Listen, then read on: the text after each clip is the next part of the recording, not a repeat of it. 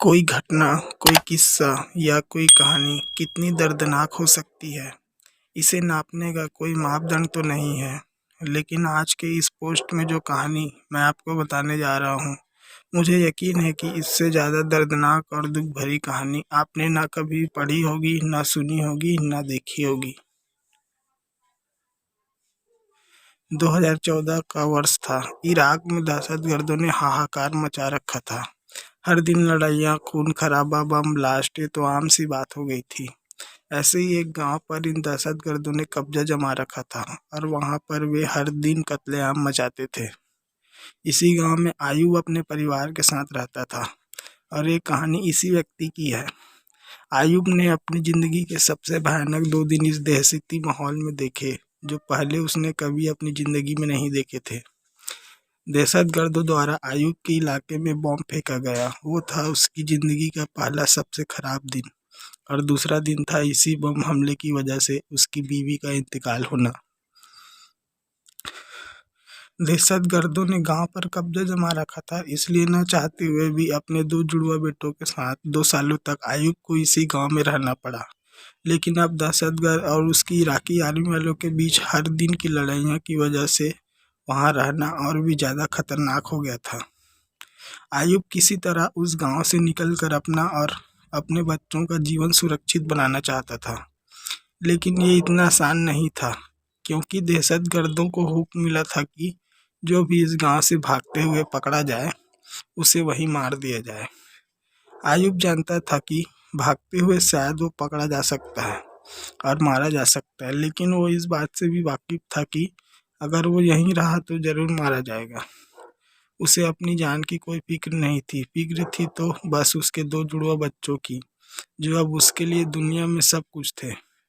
काफ़ी सोच विचार और मनोमंथन के बाद आयूब ने एक योजना बनाई। आयूब ने एक दिन अपने दोस्त से बोलकर नींद की दवाइयाँ मंगा ली। उसने अपने बच्चों के दूध में नींद की दवाइयाँ मिलाकर रात को उन्हें दूध पिला दिया और उनके सोने का इंतजार करने लगा। उसका प्लान था कि रात के अंधेरे में चुपके से बिना आवाज किए इस गांव से निकलकर सीधा इराकी आर्मी तक पहुंचा जाए। इसलिए बच्चों का शांत रहना बहुत जरूरी था। बच्चों के सो जाने के बाद आयूब ने दोनों बच्चों को अपने कंधों पर लिया और चुपके से दबे पांव गांव से निकलने लगा। लेकिन बदनसीबी है कि उसका साथ छोड़ने का नाम नहीं ले रही थी। गांव के कोने कोने में दहशतगर्दी पहरा दे रहे थे। एक दहशतगर्दी ने आयूब की आहट सुन ली और उसकी दिशा में एक गोली चला दी। गोली सीधे एक बच्चे के पीठ को चीरते हुए आर पार हो गई और आयूब के कंधे पर जा लगी। बच्चे की वहीं पर मौत हो गई, लेकिन मजबूर आयूब अपना दुख मनाने के लिए रुक भी नहीं सकता था। वो किसी तरह बचते बचाते आगे बढ़ गया और दहशतगर्द की नज़रों से ओझल हो गया उसके धर्म के नियमों के अनुसार किसी भी व्यक्ति की मृत्यु हो जाती है तो उसे एक निश्चित समय के अंदर ही जमीन में दफनाना जरूरी होता है। अपने असहनीय दुख और रोती हुई आंखों के साथ आयूब ने अंधेरे में ही जमीन में गड्ढा खोदना चालू किया। जमीन रेतीली थी, इसलिए वो बड़ी आसानी से गड्ढा खोद पाया।